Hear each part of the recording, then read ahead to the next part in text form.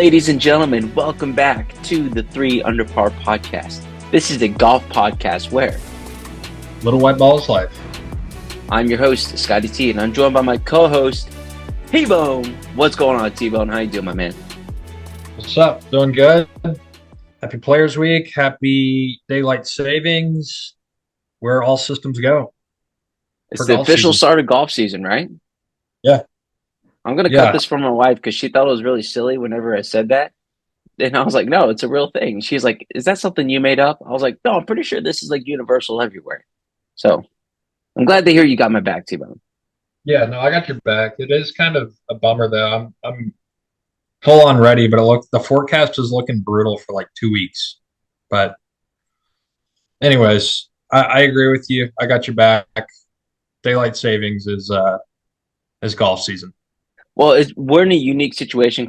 We're coming from Houston, Texas, and we get to play golf all year round, which was her argument, which it's a valid argument, I will say. So, but again, because we get to play golf all year round, but daylight savings, days are longer, more time for golf after work, generally warmer weather, except for this week, as you mentioned, crummy weather here in Houston, but excited to get out to the course. The Players is this week, the unofficial first major of the season. Coming out with a bang. Scottie Scheffler just put on an absolute clinic.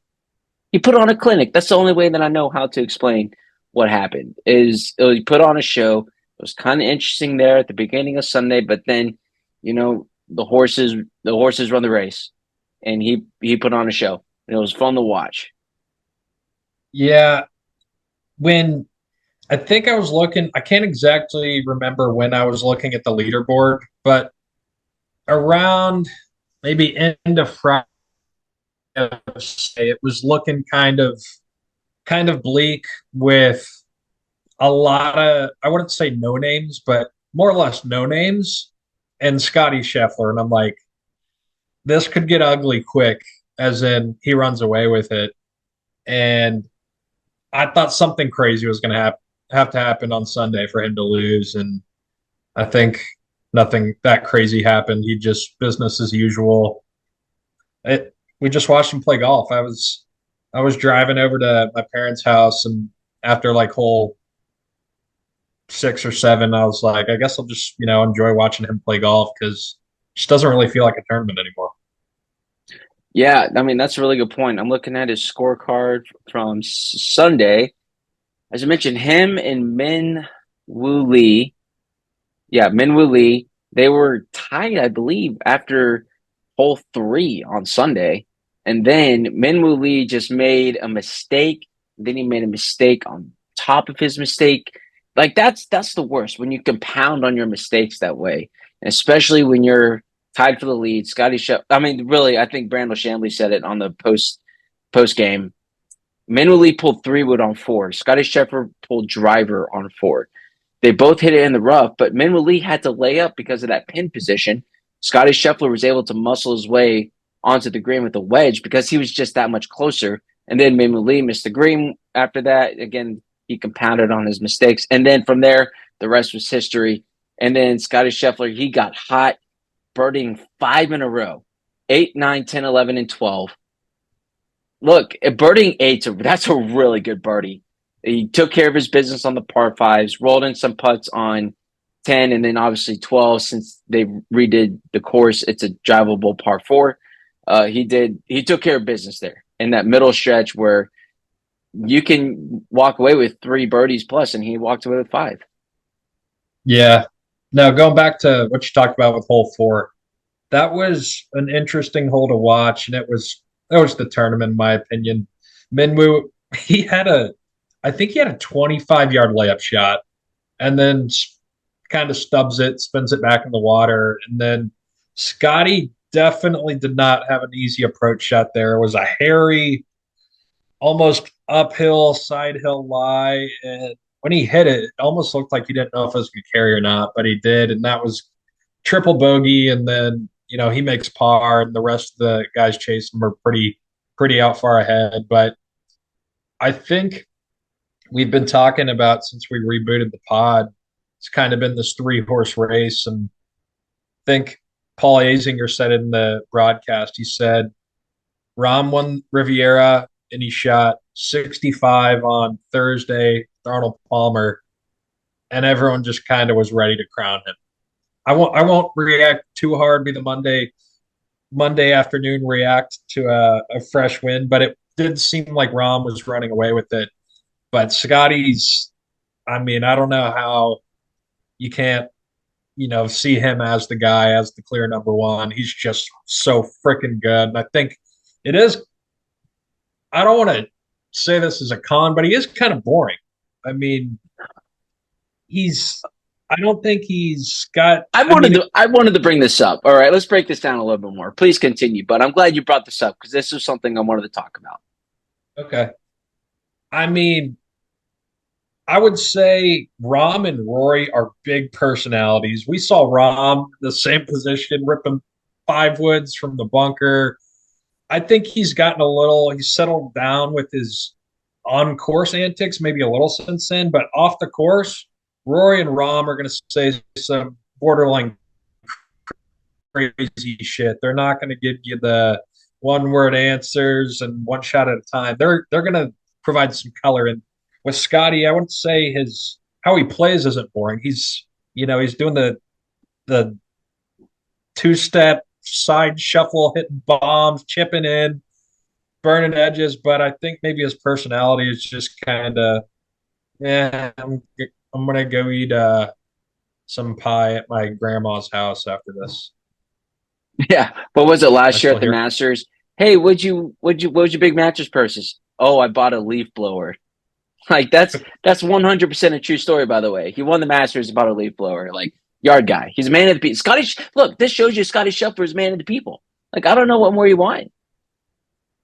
Yeah, no, yeah. Oh, to that point, he still drive his high school Suburban, Yeah, and then yeah, in the Full Swing show, he was talking about, I like this caramel flavored coffee. It's like, then it's got Bryce or Brooks's wife in a bikini thong showing her ass, and he's like, "Yeah, I like coffee." So that's kind of where I'm going with this. I'm not going to knock him and say he's boring, but maybe the personality in the media is a little under the radar, which is probably a good thing to be a number one golfer in the world. But when you got guys like Rahm and Rory off the course and even on the course, they're going to give you a little more. yeah. There's no doubt about that. I mean, look, I've had the pleasure of hanging out with Scotty here and there. He's just one of the guys, dude. Like whenever you get him, like what you see on camera is very much off the camera too, which I kind of like. I appreciate that because, and not to say that the other guys aren't, but when the cameras are on, it's easy to put on a show, and he's not putting on a show. He's Scotty all the way through. He's very consistent, and so, but also he's not afraid to poke jabs at people when he feels in a really comfortable situation. I think so.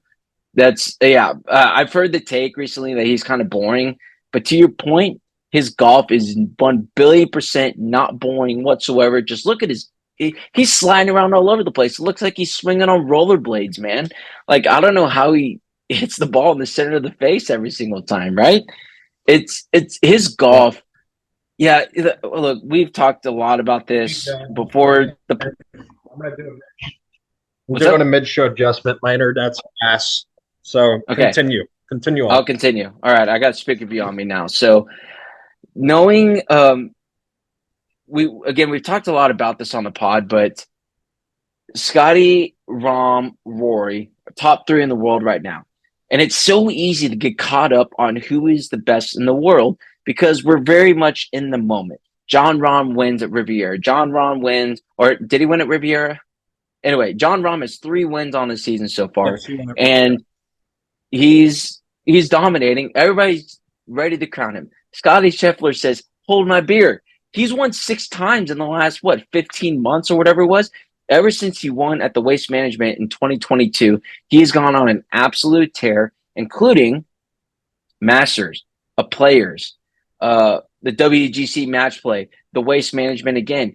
And honestly, he should have won the Tour Championship, but unfortunately, he just had a breakdown, and Rory ended up winning that tournament. But Scotty won Player of the Year last year, dude. Like in Jordan Spieth was asked about it this once in a lifetime run, and because people have called that about Spieth too back in his run in 2015, and in Jordan's opinion, Scheffler is the best in the world. It really just depends. Like these guys, the margin for error is so slim. Who has the better day? That's really what it comes down to. And I think right now it's really easy for us to get caught up on Scheffler being the best in the world because Rahm had the WD. John Rahm wasn't even in the mix. He had a stomach bug and had to withdraw.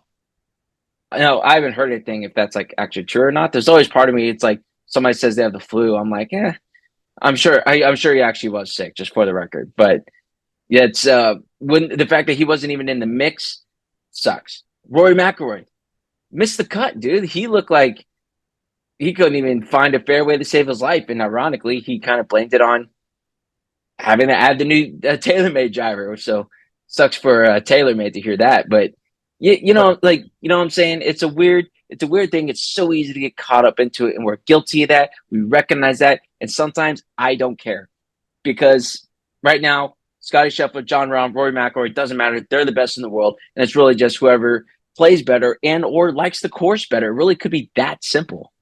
Yeah. Yeah. No, it's going to be hard not to get caught up these next few months because I think it's going to be these three guys. But I do think, again, not to be too reactionary, but Scottie's got to be leading the charge here a little bit by Rob. And then I think Rory's a distant third. But again, any given week, these guys are the favorites. And I don't know. It's going to be interesting. And, as we get to the majors, which this might be a good segue into golf gossip. We haven't really gotten into golf gossip yet. And there's a lot of juicy topics to cover this week. And the first one, I think Absolutely. T-Bone, real quick, yeah, before we get off the players, again, phenomenal week. We have to recognize Tom Hoagie for breaking the course record, firing a 62 on Saturday, he shoots 78 on Thursday, 68, I believe makes the cut on the number at +2, fires a 62, ends up with the T3 finish. He goes from looking at flights to a top 5 finish. T3 finish, phenomenal. So I want to give some big shouts to Tom Hoagie. rode home and coach after a $1.8 million paycheck. And I don't know if you already said the 78 in the first round. So that was Yeah, pretty I just incredible. I just think that's worth mentioning before we get off. So there are a few golf gossip topics, and one to stay a little bit relevant to the players still is Cam Smith had some headlines this week. There Yep. was one going around that he was going to show up as a fan. Uh, there was, I don't know if this is true or not. Apparently, he texted Rory if he wanted to play this weekend. I don't know if that was true. I don't know if And that was true or not. I think that was more yeah, of like a meme that was going around. yeah, I Which, think so. if he did though, that is absolutely savage. Yeah, for real. But he did end up playing some 9-hole course down the road. Scotty T. I forgot this was your old stomping grounds back in the day. Yep, Is it, it sure is. And that's part of the reason why I think I'm biased towards the Players Championship. Just for all of our listeners out there, yes, I did work for the tour for a very brief period of time. So I have a very strong affinity to the Ponte Vedra Beach, Jacksonville area, Jacksonville Beach too. Shout out to all the beach bars out there. Great times. But yeah, it's weird. They redid Jack's Beach, like the public course in Jack's Beach. I don't think he played that one. It's been a while. Obviously, it's been a long time since I played there, but yeah, I heard he was playing 9 holes up the road versus defending his title at the Players Championship. so that's kind of what I was going to get to. There's these few headlines that are a little gossipy, but I'm just thinking if I'm in Cam Smith's shoes, he could clearly, like, very easily be in the talks with, this Rom, Rory, Scheffler discussion, home course down the road, defending champion, and he can't play because I mean, I think It leaves you lost for words. I just, he's a competitor. He's so good, and I can't imagine how badly he wanted to play in that tournament. And I just don't know how Live is compelling enough to pass that up. That's a Right great down point. when you play there every day, you're defending champion, and it's just you're watching. I to be a fucking what? I don't even know what team he's on. Some To your matter. point, Scaff, is It's a quick just sidebar. I can't believe it. Yeah, quick sidebar. I don't know if we'll get to it or not. We might have to push it to next week. Reviewing Full Swing episodes 7 and 8. We might push that to next week for everybody. But I was watching it this weekend and watching him take down Rory at the British Open kind of made me mad Yeah. rewatching it again. It did. And it sucks that I feel that way because I like Cam Smith. I remember the first time I watched him was at the team event in Zurich when he was in the mix. I think him and his partner won. I forgot who he played with. But, he's what, 21 years old from Australia, weird looking mustache, mullet, like cool, whatever.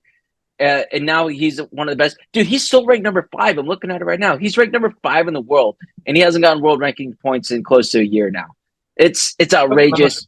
You can win the This, Masters.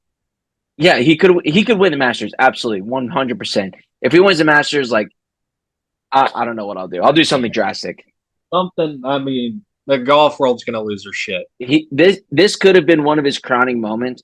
Players champion, British Open champion, you know, hometown, and he was nowhere. No live guy was shown on any promos whatsoever. Fascinating. I don't blame him. We expected that, but it was still weird to watch. It kind of sucks, but anyways, I don't want that to overshadow Scottie's victory. This is, I mean, he's Agreed. really setting himself apart, and he's an assassin. But continuing on the golf gossip, we got some other very big golf gossip from the Florida area over in Jupiter, I assume. But those of you that probably heard this already, but our boy on Tiger Woods is unfortunately back in the news with his love life, and it's just it's a tough look. It's a very tough look. He really can't seem to get this right. In his defense, he's one of the most famous, complicated, interesting individuals in like the history of the world. So, anyways, those of you that don't know the details, Tiger has a long-term girlfriend. I think she actually managed one of his restaurants back in the day, but over time they started dating. I would say probably 5 to 10 years ago, and Tiger this past weekend sent her off fired off a text to her and said, "Meet us at the airport and pack your bags for a short vacation or a quick vacation." While Tiger's girlfriend's making the trip, he goes ahead and changes the locks on his mansion, and I think sends her a text or somehow notifies her that they're broken up. Uh, as a response to that, I think Tiger's girlfriend is somehow suing him for roughly $30 million. Correct. And before any of this happened, before they started dating, I also know Tiger made her sign an NDA. So it's yeah, it's not a great look. I don't know how you handle these situations when you're Tiger Woods, but it never seems to go very well for the guy. Anything else to touch on here, Scotty T? I don't know. I don't know. So I'm reading TMZ Sports right now. This came out 4 hours ago, actually, 4 or 5 hours ago. It says Tiger Woods claims Erica Herman is because part of it claims that the NDA does not that she supposedly signed. Again, this is all allegedly. If I misspeak, sorry, it's all allegedly. So I'm getting that out in the clear right now.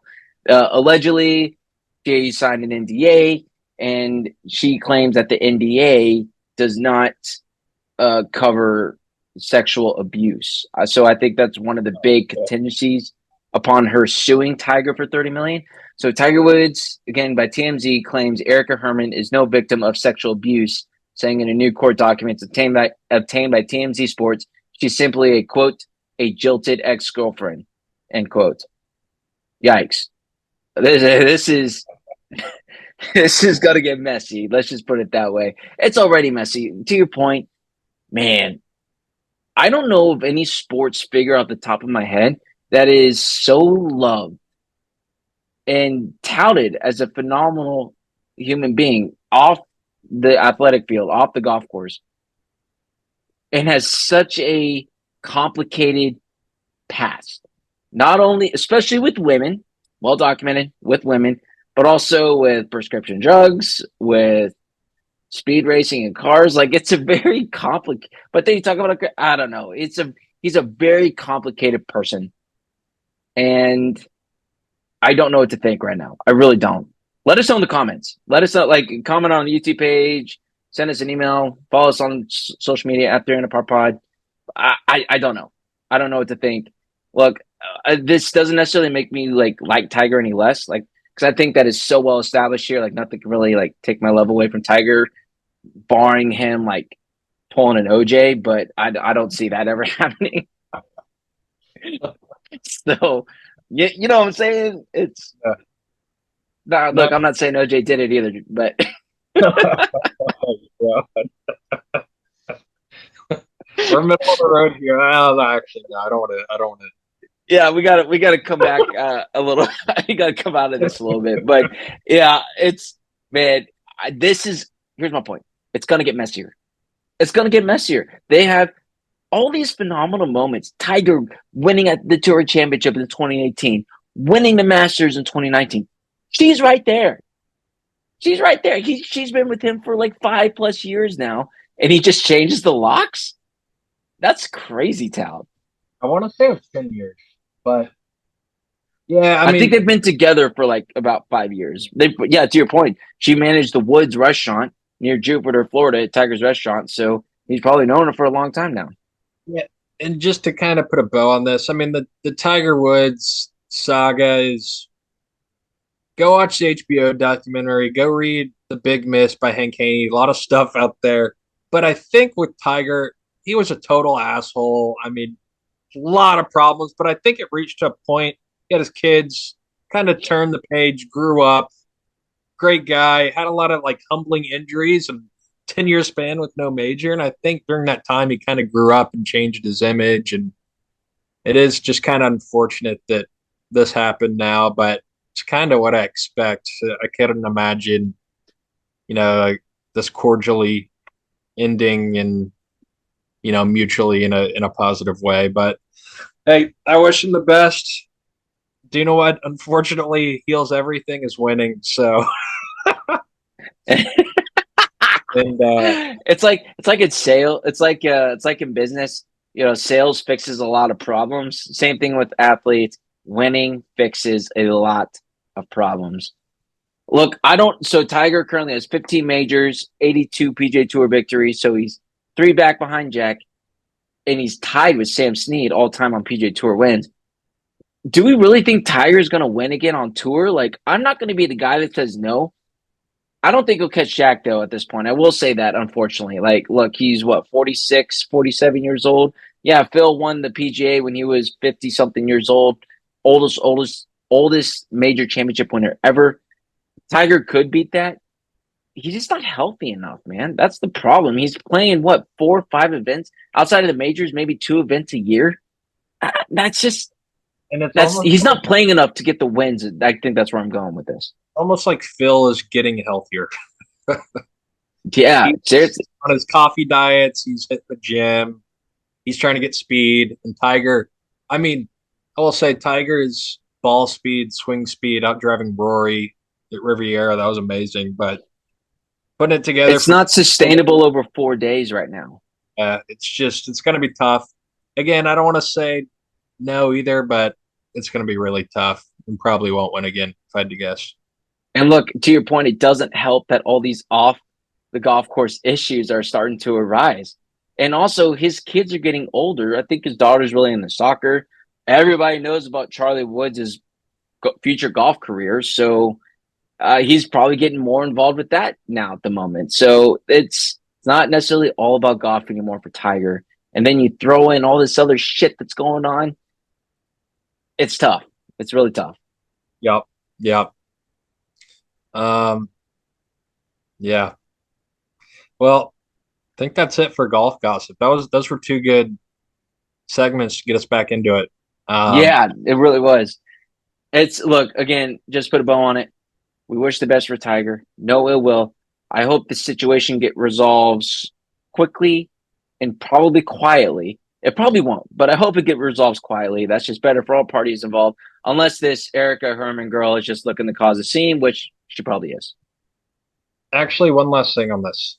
Okay, and then Do we'll you know move on. who loves golf and has an absolute shit swing? It's OJ Simpson. Yes, he does. Yes, he does. He plays so much golf right now. Actually, I think he plays like 3 times a week. Yeah, good for good for him, I guess. Yeah, I don't know. We need to quit talking about OJ. Man, this is really going off the rails here, but we appreciate everybody sticking with us here. So again, Bo on the week, Players Week, I think was a huge success. There were no outside of that video of Cam Smith hitting balls in his backyard or whatever on the ocean that surface. There was no really live distractions or live really talk, even from the media. I don't know if that was instructed by Jay Monahan leading up to the event. He probably is tired of talking about live and the other guys. So that it was really good to see that this Players Week was not about who wasn't there. It was more about who was there. Yeah, I agree. And yeah, to your point on Friday, I was like, who are these guys at the top of the leaderboard? I don't know. Minus Ricky Fowler and Scottie Scheffler, apparently, and Jason Day. And I was like, 2015, 2016, all over again. Here we go. But as I said last week, the cream rises to the top. Scottie Scheffler is the creme de la creme at this moment, especially with John Rahm not being there and then Rory just forgetting how to play golf for 2 days. I would say I was sad to see my boy Colin Morikawa take Mm. that back seat on Saturday. I was feeling really good about that pick after Friday when he dropped that, or after Thursday when he shot 65. But let's see, who was your pick going into the week, Scav? Can't wait. Cantlay. I saw his name at the leaderboard at one point, but then I don't know if 17 Never, got him. never gained that much momentum. He kind of bounced around, I think around 6 under, so Yeah. but nothing too much from Cantlay. I think Uh, uh yeah, good. I think overall this is kind of a weird tournament. There's Okay. feel like a lot of people don't like it or don't think it suits their games. And I want to say Tiger's only won the Players twice, twice, Correct. which is kind of surprising. And I don't know. I think you can tell me more about it, but I think there's part of it is it's not really a driver's golf course. Hence Rory, maybe not doing that well there. I know he won a few years ago, but I mean, you look at the leaderboard on Sunday, and Homa was making a charge, but for the most part, you have Cam Davis, Minwoo, Hoagie, like a Tyrrell lot of guys. Hatton, Errol Hatton, yeah. he finished Um, second, solo second. we need to talk about Hatton's finish. Phenomenal. I'm what so his 29, last I believe, on the back nine. 29. He bogeyed 9. What? He bogeyed 9? That's a silly bogey. Yeah, and then birdies 10, 12, and then 14, 15, 16, 17, 18. Finished with 5 straight birdies. For That's a incredible. generous, I want to say $2.1 million check for second Yeah, place. All-time highest paying second place finish. Probably his not too all-time, bad. I think I saw his all-time biggest payday, second place finish. It wouldn't surprise me. Dude, do you know he's only 31? I thought he was like 38. Yeah, he looks kind of old. Speaking of people that look old, Scottie Scheffler looks like he's 38. That's a guy that looks old. Yeah, But and he is 26. yeah, he's got a lot of golf left. A He lot of golf has, left. oh, he's 26, bro. He's going to be on tour for another 25 years. I don't know if we'll be around by then. I'm just kidding, hopefully. But yeah, so other notable names: Victor Hovland, T3, Hideki Matsuyama. He made a charge. Your boy Sung J M. He made a late charge there too, but then he shot 72 on Sunday. Yeah, he finished 37 on the back nine, so that was tough for him. You know, it was a great. What David was your Lingmerth too. David Lingmerth? Wow, Yeah. gosh, he played really well here like 10 years ago. Yep. It's weird. One thing that was great about this week is was I was kind of worried it was going to be a boring Sunday, which it was, but I think what makes this tournament is a eventful 17th hole, and holy shit, did we get that? There were a Oh, ton of water balls, three hole in ones, which was like off the charts for what they normally get. They had a hole in one on three different days. So it was just super eventful. I think this hole is pretty brutal to watch when someone loses a tournament on it. So there was nothing that bad, but it was really eventful. Some guys lost a ton of money that were not really playing for first, but were just playing for top tens. yep. I mean, a ton of money. So I think that really makes a good players week is when you have an eventful 17th hole island green. We saw it all. Uh, yeah. How about Aaron? I might pronounce the last name. Aaron Raw. Aaron Rye, do you know who that is? No, I don't. But he has two gloves and got a He's hole the in one on Sawgrass. Englishman, two gloves, iron head covers. He has iron head covers. Yeah, and two black gloves. Stop. Stop. No, he doesn't.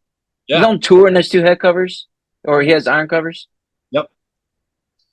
He That's a takes pride in it. It's kind of a cool story. He said he it was a huge investment for him to get clubs when he was little, so he just treated them like they were his life, and he's like, it's kept me humble to keep doing it. But yeah, not a great look. look. All right, that's a damn good answer. But dang it, I still hate it. Okay, I have a hot take. We have 2 minutes until Zoom cuts us off, then we'll come back. But hot take, I think there were too many hole outs. I thought there were too many hole in ones.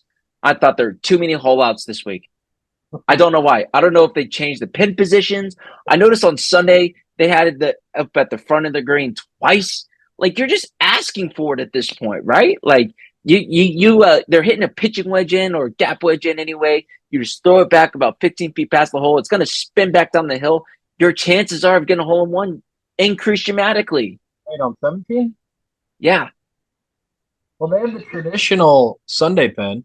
Yes, which I forgot who it was, but whoever got the hole in one One that hop. bounced in the Yeah, rough one hop, that was sick. If that was not, that awesome. sucker's going in the water. But dude, there just seemed like people were holing out from all over the place, middle of the fairways. Minwoo Lee hold out on number one on the Saturday, and then three, as you mentioned, three hole in ones on Sunday or on 17 this week. Dude, they went in a 20-year stretch with no hole in ones. For the longest time, they would show Miguel Angel Cabrera with his nasty 2002 mustache, and like it was before his hair got long too. It looked Eddie nasty. Couples. Freddie Couples, that was the only one, and now you have Raw. He got one. Who else got one? Like the person who's in the like Ram or gosh, I should know this, but or done my Chad Ramey got one, I believe. Let's see, did I? Is that right? No, he didn't. It wasn't him. Anyway, Chad Riley blew the lead on 17. He made a yeah. seven. Oh, that's right. The point is, and then Willie Wilcox got one with the yellow ball back a few years back. Like, yeah, which he has an interesting story too. We should do a deep dive on that. But the point is, my hot take: there were too many hole outs. Look, I still loved it, but too many hole outs. They need to make the I, pins tougher. I respect your take, and I think it's terrible. I think it's a terrible take. I love hole in ones on an island green. Come on, that's what I'll makes stand golf. by it. I'll stand by it. Give me 1, 2 max for a tournament. If you have more than two, telling me the pin was too easy. Wrong. Wrong. Before we do top five, T-Bone, there's one other thing we have to bring up. Jordan Spieth. Jordan Spieth hits a pedestrian. He's going to miss the cut. He's sitting on number 9. He's about, what, even par, I believe? I think he was even par. He was no, I think he was two over. He He was was doing definitely going to miss the cut either way. Slices it off into, the or cut line slices was it. +2, and he's going into his last hole on Friday. Okay. Go ahead. Yeah, he hits a guy. His ball's going in the water, hits him on the knee, goes back into the fairway, and then proceeds to chip in for eagle to make the cut. Unbelievable, dude. And then he ends up having a pretty decent week. Let's see. He ended up with T19, 66 on Saturday, 72 on Sunday. But again, he's kind of like Tom Hoagie was looking at flights and then ends up playing the weekend because it hit a guy and he chipped in for eagle. It's outrageous. One Yeah. of the most craziest things I've seen. Yeah. Yeah, that was wild. Spieth ended up giving the guy a signed glove. I think he gave him tickets for the rest of the week and signed a flag for him and stuff. But Spieth in his interview is like, I will give this guy whatever he wants. And the guy was like a ex-Marine or something. He's like, I'll whatever. I don't want anything. But I think Spieth gave him tickets and a signed flag. So it was pretty cool. What would you do, Thomas, if Jordan Spieth were to come up and say, "Hey, I'll give you whatever you want. Thanks for helping make the cut." What would you ask for? That's a great question. I would probably say I would love tickets for the rest. So I wouldn't want to be a total dick and ask for the world, but I think something that would be easy and maybe I think middle of the road, I'd say, hey, no worries.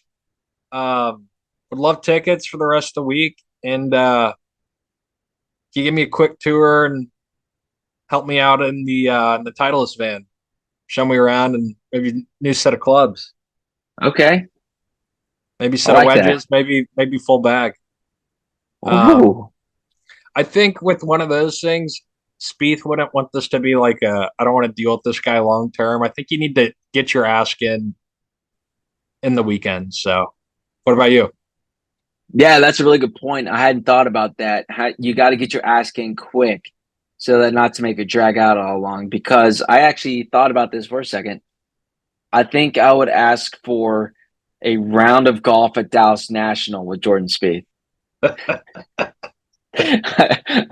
think that's what I would ask for. Look, we're in Houston. We're not terribly far from Dallas. I'd be like, hey, next time you're in Dallas, I'd love to play golf with you at Dallas National. That'd be good. That's a good ask. What's the worst he Right? can say? Yeah, he said I could have whatever I want. I want to go play like the nicest course in Texas. Yeah, One of the nicest courses. One of the most private courses too in Texas. Dallas National with Jordan Spieth. that'd be pretty cool. Yeah, I I already wonder. got I my wonder. clubs. I wonder how much he would. How much truth there is to, or what's the most you could ask that he would honor? Yeah, I mean, to your point, you don't want to take him to the bank, right? You don't want to ask for anything outrageous. I don't know if I would even ask for like a hospitality tickets. Like if I was going to ask for tickets for the rest of the weekend, great. Can I get clubhouse access or Yeah. some sort of hospitality venue?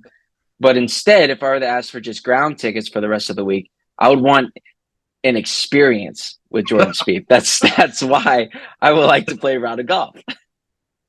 That's pretty good. Yeah, I would be happy with either one of those options. The set of clubs from the custom clubs from the Titleist tour van, or yeah, head up for a road trip, meet Jordan for 18. Yeah, both of those sound great.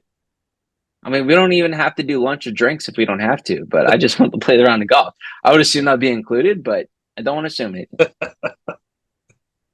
Good stuff. All right. Well, there's no other easy or hard way to transition here, but we're going to take a full 90-degree left turn, bring you a top five this week on Monday, March 13th. So as this drops on Tuesday, March 14th, T-Bone, again, it's March. March Madness is in the building. So before we fill out our brackets, I don't think we can do. I think next week is the WGC, right? Oh, no. It's the Valspar? Valspar, and then Matt, and then the WGC. So it's hashtag bracket season. So we're not doing a bracket right now, but in honor of March Madness, we're going to give you our top five college golf programs in the U.S. So I think T-Bone, to set some parameters, I think we need to I mean, you can do whatever value you want here, but I think it's just going to be all time. Look, I'm not going to Yeah. go down the top five rankings just for this year. That's too easy. So we're going to Yep. give the all time best college golf programs. I think you base it off relevancy, players who've come out of it, and then just like reputation, if that makes sense. So Yep. I don't know if there's No, we're any, on the that's what same I'm going to page. consider. We're Okay, on the same page. I love it. This one's getting me excited. perfect. So T-Bone, I went first last week, so I'm going to shoot it over to you. Who you get first pick in the top five snake draft? Love it. And I will say I appreciate all the votes from the Instagram viewers. I think it's 1-1 right now. I think I won the what was our You first won one? the you Oh, won the first one in it. President's Cup. Yeah, you won the first one in a landslide. I will say that the second vote was way too close. I thought I had Yeah, you no, I agree. smoked. I'll admit defeat. The fact that I missed Crenshaw and that he fell to 4 spots unacceptable. So we'll Maybe say, that shows our Instagram following is geared a little bit more towards you, Scap. So I'm just saying. yeah, Come on, people. We need you to go follow at 300 Par Pod. Where the boys at? yeah, And girls and friends, whatever. yeah. All right, I'll go ahead and kick things off. So I won't be biased here and pick Division III Concordia University out of Austin. Great program, but unfortunately, I don't think it's going to make my list today. Also, no disrespect to KJ. Don't think Dallas Baptist is going to make the list either. So No, it no, was it's tough not. to it was tough to keep those off the list. But number one, I think this is a blue chip, blue chip, blue chip, Blue uh, blood. blue blood, whatever. Golf school. This is like the most iconic golf school, and it's because of the gentleman we've been talking about earlier, Mr. Tiger Woods. Got to go with the Stanford Cardinals, my number one pick. As of late, they haven't had quite as much come from the program, but they do have a lot of success. Men and women's golf, they're always near the top. Such a cool place to play, great school to be at, and you have Tiger Woods. So, got to take Stanford Cardinal number one. I think that's a great pick. First overall, can't go wrong with that. Tiger Woods, Patrick Cantlay, Maverick McNeely, most recently, I Not would say. Cantlay. Oh, I'm sorry, Patrick Patrick Rogers. Rogers. Rogers. Correct. Yeah. Where Yep. did Cantlay go to school? Was it Cal? UCLA. UCLA. Okay. Yeah. You can't go wrong with it. It's probably when you think college golf, Stanford is probably the go-to. Really, after that, I think there's a lot of really close programs. Yes. So, I will also, before you chime in, yeah. I don't want to brag on myself too much, but I have a weird, in-depth knowledge of where professional golfers went to college. I'll I just didn't leave that realize out. this. Apparently, Stanford won the national championship back in 2019. That's a lot more recent than I would have expected. Hmm. So, all right, for my next one, I'm going to be a little bit biased here. I'm going to go with the University of Texas. University of Texas, we know the greats, including Ben Crenshaw and Tom Kite, Justin Leonard. We talked a lot about this actually last week on our podcast. And then most recently, Jordan Spieth, Scottie Scheffler, also Harvey Penick. He was the golf instructor there for a long time. Coach John Fields. He's won a couple of national championships. So there would have been other Big 12 schools, honestly, I would have put above University of Texas. But I think, especially with the more recent success, the players who have come out of it too, UT is my number one overall pick. It's a great pick. I also, how awesome would it be to be able to play UT Golf Club all the time? I mean, their facilities, the setup, the history, and the near term. I mean, like you said, Crenshaw, Kite, you got Scheffler, Spieth. They're Leonard, stacked. like, They're yeah, stacked. stacked. Yeah. No, it's a good pick. Thank you. All right, All who's your right. number two? Round two, I'm going to go OK State, keep it in the Big 12. Yep. Very, very similar vibe, similar color, a lot of tradition, a lot of recent grads. I always got to bring this up that I want to say I don't know your exact prediction, but it was I want to say that Matt It's Wolff be the best Oklahoma State golfer of all time, which is incredible. Which could have maybe happened, but um, he you know, came out the gates hot. He won on the PGA Tour first before Colin Morikawa and Victor Hovland, if I'm not mistaken. So, and then we all know because they were the big three guys that came out of the class. So, yeah, that was my take. I thought he was going to be better than Charles Howell III, Hunter Mahan, Ricky Fowler, all these guys that come out of that great program. But yeah, yeah, no, that was Oklahoma State was. I mean, they could have gone in the first round easily. yeah. I feel like they've cooled off as of late. I could be wrong on that, but again, just the history there. Hovland, Wolf, Ricky Fowler, Scott Verplank, Hunter Mahan, Peter Uihlein. If you want to keep, man, they got a good live golf. They got a good live golf presence over there. I don't know if that's what they want to hear, but yeah, live golf or shit. Oklahoma State round two. That's my second pick. Okay. So, all right, I'm going to switch it up here. I'm going to go SEC for my number 2 pick. I'm going to go with the Georgia Bulldogs for number 2. Georgia Bulldogs, University of Georgia. Bubba Watson has come from there. Kevin Kisner, Brandon Todd, Brian Harmon. Okay, this article claims Patrick Reed. Let's not let's He not claim did. Patrick. He got kicked off the team. What are we? Yeah. He did help Augusta State win though back-to-back Yeah. championships. I So forget yeah, how many players went to Georgia. Keith yeah. Mitchell. Harris English, Keith Mitchell, Yeah. Hudson Swafford, Oh Russell my Henley. gosh. Yeah. Yeah, they have some, no pun intended, some dogs who have come Yeah. out of the University of Georgia. So, Yeah. yeah, that's why I think UGA, to your point, though, it's more the calibers of player that have come out of there recently. I don't even know if they've made it to this final 8 into the match play for nationals recently, but there's still some phenomenal golfers have come for that program. Nice. All right. So you went with the quantity pick there. I'm going to go more quality. Quality of Okay. golf come from this program.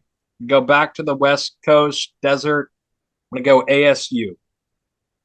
Arizona Sun Devils, Phil Mickelson, John Rahm. That's a pretty good alma mater right there. Then there's a bunch of randos that went there. Pat Perez, I think Paul Casey went there. I'm sure their alumni is crazy. There's more people that I'm missing, but that's like a golf school. Phil Mickelson, Yeah, Mickelson was a coach for a while. I just think of them as a golf school. Um, I think that would be such a cool school to play for. I bet they have awesome. I actually have seen their practice facility. It's awesome. They have like their own clubhouse for the team and stuff. So I think that'd be a pretty awesome place to play at. okay. Yeah, no, I like it. I think man, I forget that did Phil graduate from there? I think he turned pro early, if I'm not mistaken. I don't know. I think he graduated. Yeah, he Surprised. might have. I really don't remember. Yeah. Hmm, interesting. So I like that. I'm gonna kind of go with you here. Man, this is where it gets a little bit dicey. I'm gonna go with some recency bias here, T-Bone, and go Alabama for my number 3 pick. Again, another Southern school, but I mean, there have been some phenomenal players that have come out of the University of Alabama. Justin Thomas, uh, Trey man, I know I just Mullinax. said it. Who? Sorry. Trey Mullinax. Yeah, Trey Mullinax, Davis Riley, who had a good finish last week at Bay Hill.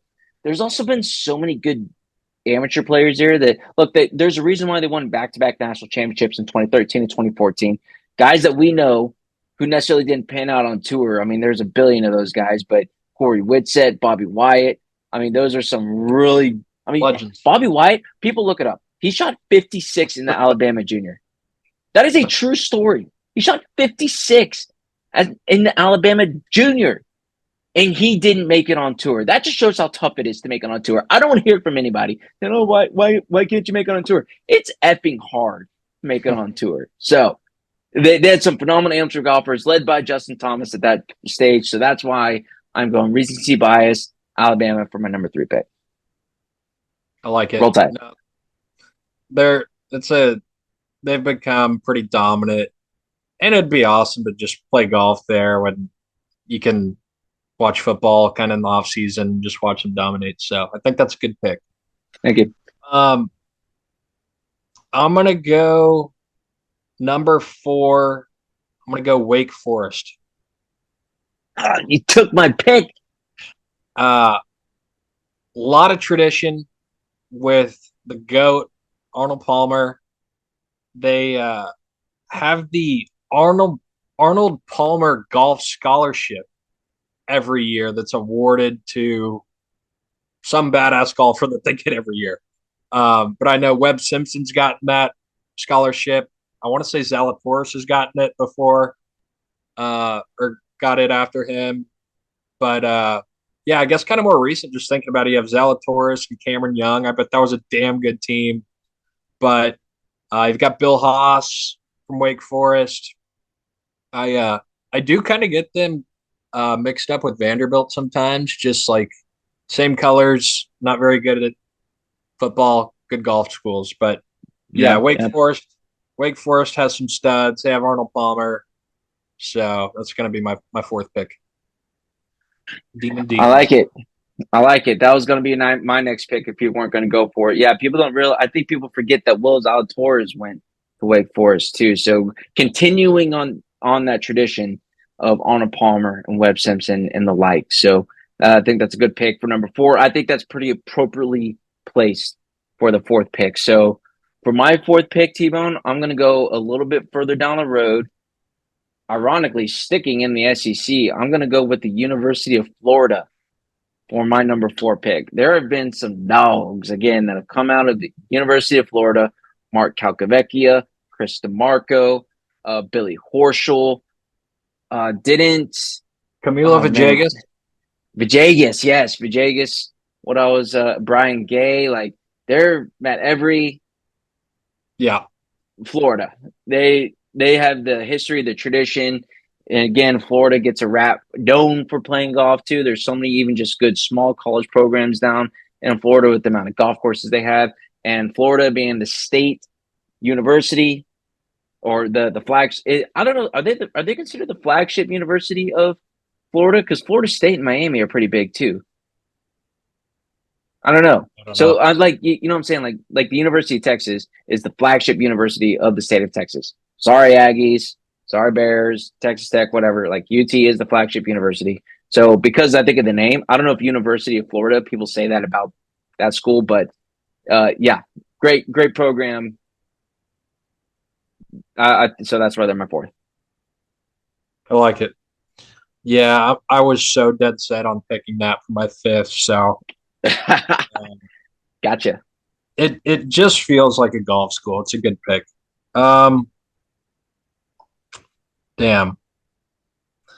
It gets getting dicey here for this 5th one because there are a lot of ones that could make the pick, could not make the pick. We also could be totally missing one too. So again, let us know in the comments on who you think we missed. Yeah, man. I wish I could phone a friend here. Um,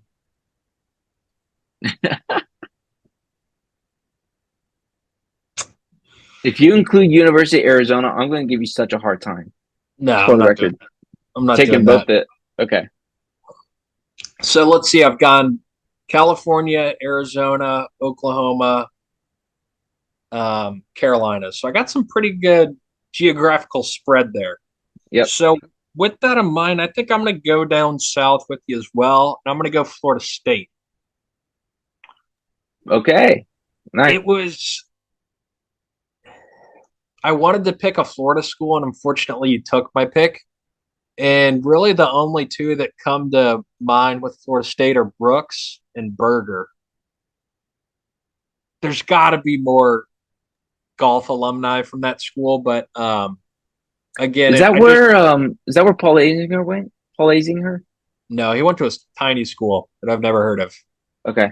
Pretty sure, but honestly, I think you've got to have a Florida school on your list.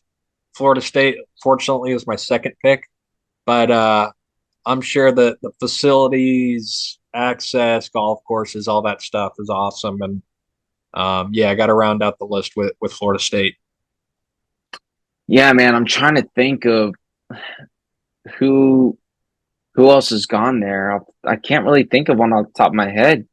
It's weird too because there are a lot of good guys who never really went to college or graduated early, to where it's hard to know who exactly like went where sometimes, if that makes sense. Yeah, I do like it whenever every now and then on the broadcast they'll show the college that that person went yeah, to. yeah. Pretty sick. I like that. T-Bone, I want to circle back real quick to Wake Forest, if that's okay. We missed out a pretty big one. Lanny Watkins went to Wake Forest as well. Mm, Major champion. Worth noting. Just wanted to yeah. clear that up here. So, man, I really kind of want to throw you a curveball for my fifth pick, but I don't think I will, unfortunately. Maybe I will. I don't know. There's so many good programs out there. I'm stalling, honestly. Good facilities. Look, all right, in the running. All right, I'm just gonna pick one, and then we'll do maybe a few honorable mentions. Maybe I'm not gonna pick one. I'm gonna go with LSU. LSU won the national championship in 2015. Maybe it's another SEC school. It's just hard to win. There's a lot of great talent out there. Guys like Smiley Coffin, Andrew Loop have come from LSU to among Sam others. Burns, Sam Burns, absolutely. So David Toms. yeah, that's right. I forgot about David Thomas. Wow, you do know this stuff. What? That's I know weird. it's weird. It's weird. Uh, Lexi Thompson's brother, Yeah, LSU, that's right. and his Instagram handles LSU Bomb Squad. Is it really? Yeah. That's it's kind of douchey, but I like it. Um, no, I think that's good. I was kind of struggling on my fifth pick as well, but sounds like they have more alumni than Florida State. Yeah, I mean, those are just some of the few off the top of my head. Some other ones that are in the running. T-Bone, if I miss one, let me know. North Carolina, UNC, University of Oklahoma as well. Let's see. For that run there, Augusta State. I think it is worth noting, as much as we give them a hard time. Texas A&M is worth mentioning. They won a couple national championships, so they've been in the mix. So I think A&M, Ryan Palmer's come from there. They're worth noting. How about Illinois? Illinois is also a program up north. Oh yeah. Yeah, Illinois and Oregon. Those would be my other two honorable mentions. Uh, Northwestern's got a few weird names. Matthew Fitzpatrick, Luke Kind Donald. of. Yeah, for a year. Luke I Donald. knew. Yeah. Um, a school that's very recently been good that I've heard is like one of the coolest schools in the country is Pepperdine. Won the national championship in 2021. That's right. On the water, Sahith Theegala. Um, they've always been good the last few years. Another school that you would never think of that has a lot of alumni is UNLV. Okay.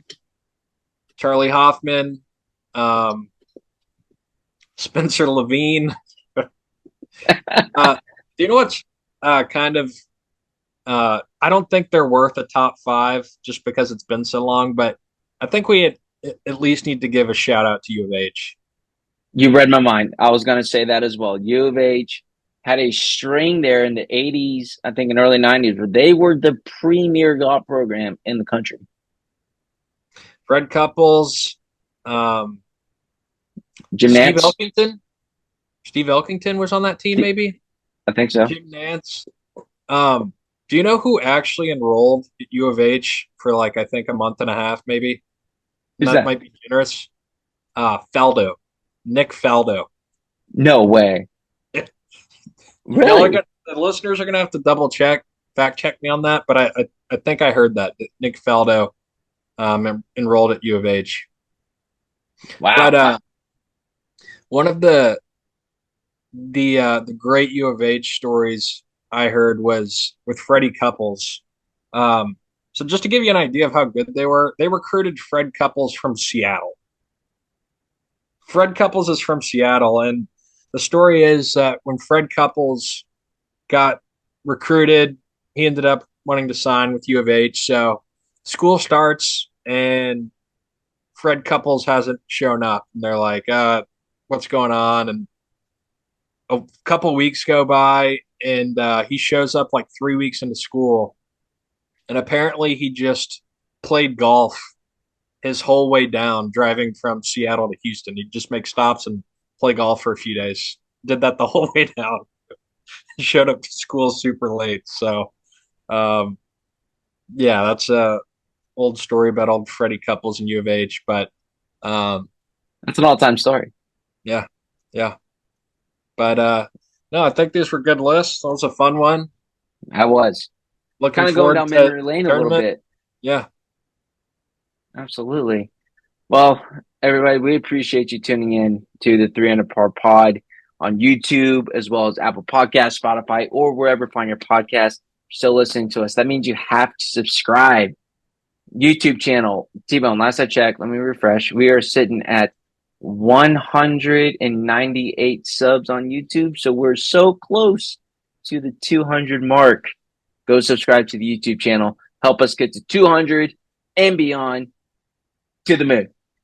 At least 2,000. That's our goal. Get it to 2,000 subs. Follow us on our social media channels at 300 Par Pod.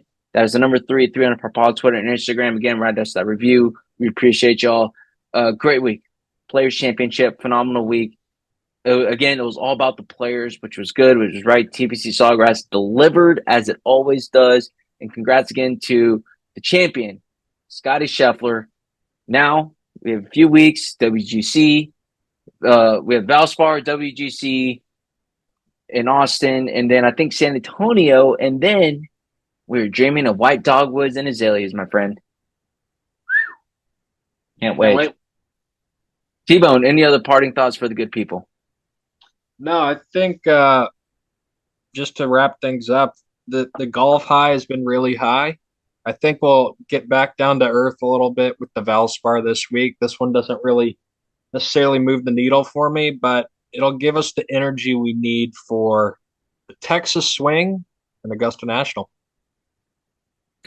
Yes, honestly, I do miss the Houston Open being the week before the Masters, personally.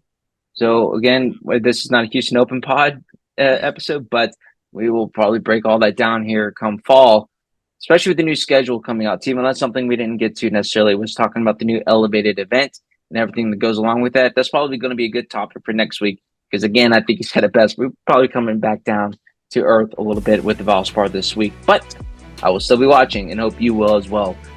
T-Bone, I think that wraps it up for this episode of the pod. Again, thank you everybody for tuning in. Let us know what you think about the players, top five, and anything else. We appreciate you. For T-Bone, I'm Scottie T. And remember, Little white balls life.